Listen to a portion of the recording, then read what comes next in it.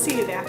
I was just reading my favorite Walt Whitman poem, Come Up from the Fields, Father, about a small family in Ohio who receives word that they've lost their son in a cavalry skirmish.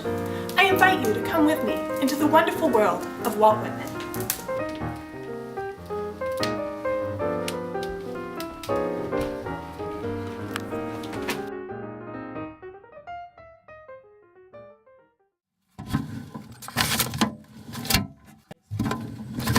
Come up from the fields, father, here's a letter from our Pete. And come to the front door, mother, here's a letter from thy dear son. Mother! Father! There's a letter from Pete! Lo, 'tis autumn, low were the trees, deeper green and yellower and redder. Cool and sweet in Ohio's villages, with leaves fluttering in the moderate wind. Where apples ripen the orchards hang, and grapes on the trellised vines. Smell ye the smell of the grapes on the vines? Smell ye the buckwheat where the bees were lately buzzing? Above all, lo, the sky so calm, so transparent after the rain, and with wondrous clouds. Below to all calm, all vital and beautiful, and the farmer prospers well. Down in the fields all prospers well. But now from the fields come father, come at the daughter's call, and come to the entry, mother, to the front door come right away. Fast as she can she hurries, something ominous, her steps trembling. She does not tarry to smooth her hair nor adjust her cap. Open the envelope quickly. Oh, this is not our son's writing, yet his name is signed. Oh, a strange hand writes for our dear son, oh, stricken mother's soul. All swims before her eyes, flashes with black, she catches the main words only. Sense is broken, gunshot wound in the breast. Cavalry skirmish taken to hospital, at low present, but will soon be better. Ah, now the single figure to me, Ammon teeming in wealthy Ohio with all its cities and farms, sickly white in the face and dull in the head, very faint, by the jam of a door leans. Grieve not so, dear mother.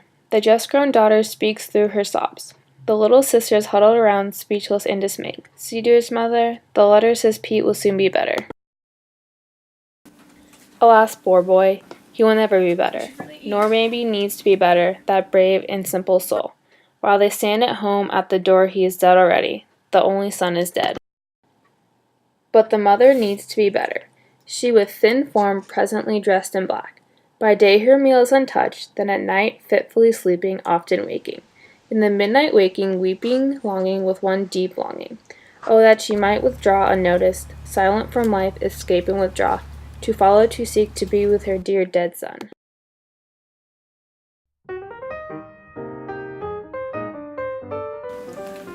Such a meaningful poem. You know, it really touches my soul the way that Whitman expresses the mother's grief. So beautiful, and how he's incorporating an average family from Ohio, which kind of contrasts the sadness in the poem. Yeah, it's like they're the normal family from that era, and it's like they're living their life until it's completely destroyed by such a tragic event, but the world kind of still goes on, even though the mother can't face it. Yeah, and that kind of ties into the setting being in the fall, with the leaves changing and the season just starting out. Yeah. It kind of ties in with the mother and how her life has just completely changed. The leaves and they really kind of, the way the leaves are changing and the whole environment is changing, it really represents how the mother's life is taking such a drastic change. And also for the colder and sadder winter-like part of her life. So Celine, who do you think Whitman would be in this poem? I think if Whitman were anyone in this poem, I think he would be the person writing home. I mean, he really lived that life. He worked in the hospitals and he wrote home to so many of these average families whose lives were completely destroyed by sons that they thought they'd see again, but they never really did. Yep, I completely agree. And I think that the stanza with the most imagery would probably be one describing the scenery, where we start down in the middle, cool and sweet in Ohio's villages with leaves fluttering in the moderate wind, and then skipping down, smell you the smell of the grapes on the vines, smell you the buckwheat where the bees were lately buzzing. Above all, lo, the sky so calm, so transparent after the rain, and with wondrous clouds. And it really, that's a really meaningful stanza to me. It also, being the first stanza, it contrasts so much with the last stanza, which is so dark and sad. And interestingly, Whitman chooses to use a lot of participles right here in the last stanza as well. Yeah, I noticed that too. It was definitely a contrast. And then I felt like he used a lot of alliteration like in the line, and come to the entry mother to the front door, come right away with the T sound there. Yeah. Yeah, and overall it's just a very, it's a very meaningful poem. It's full of sadness, but it's also, it's full of life as well. Like you see that the family is so alive, and they really do continue on, even after the horrible tragedy of the loss of their son. Yeah, and since this poem was written in 1865, I definitely think you could make a case for that, with life still going on and yet all the soldiers off at war. Yeah, and Whitman, he really did witness that horrible change with all those young people losing their lives in that tragic war. You know, it just really gets to me.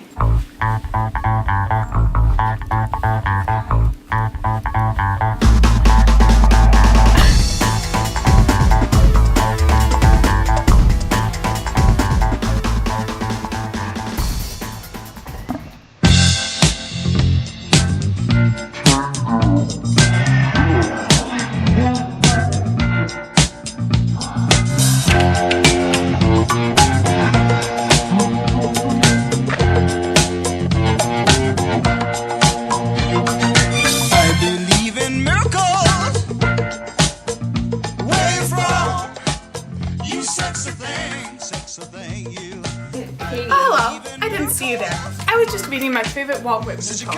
Come up from the front. Damn it! You should call your Idaho. Ohio. Okay. I haven't read this yet.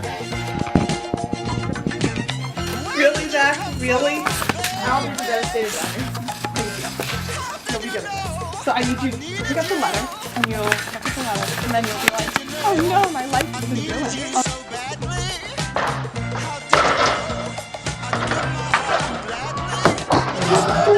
Legitimately attached on there, may I just say.